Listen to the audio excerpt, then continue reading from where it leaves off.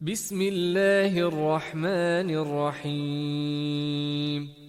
يا أيها النبي لم تحرم ما أحل الله لك تبتغي مرضات أزواجك والله غفور رحيم. قد فرض الله لكم تحلة أيمانكم والله مولاكم وهو العليم الحكيم.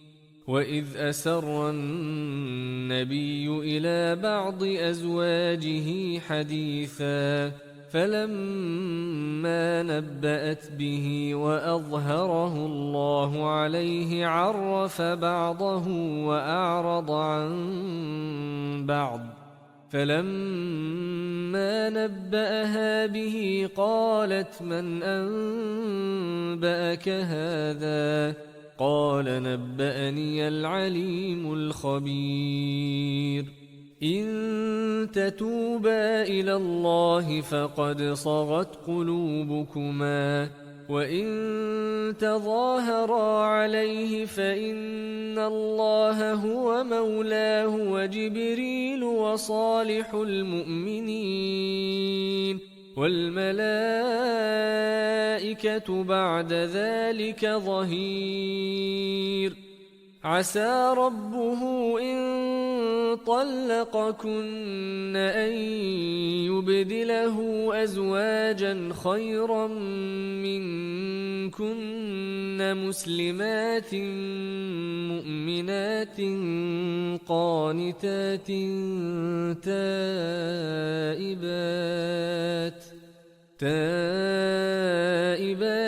عابدات سائحات ثيبات وأبكارا.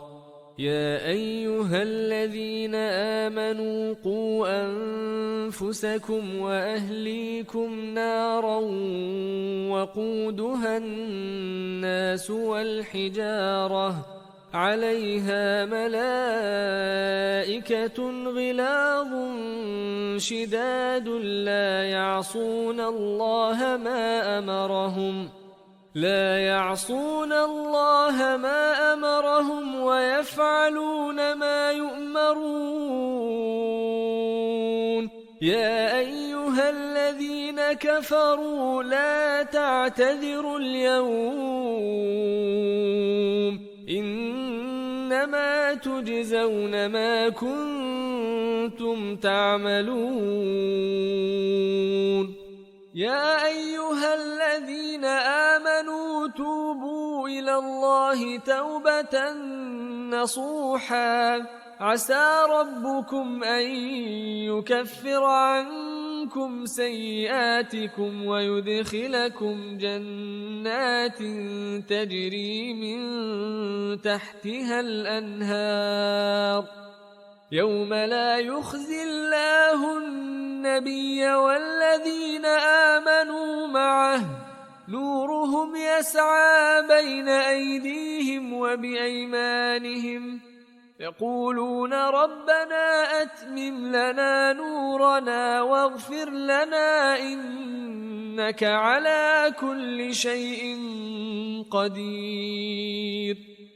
يا أيها النبي جاهد الكفار والمنافقين واغلظ عليهم ومأواهم جهنم وبئس المصير. ضرب الله مثلا للذين كفروا امرأة نوح وامرأة لوط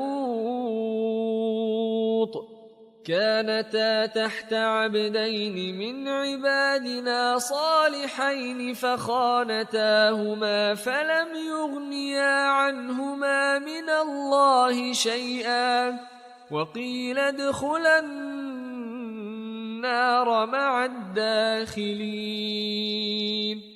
وضرب الله مثلا للذين آمنوا امرأة فرعون إذ قالت رب ابن لي عندك بيتا في الجنة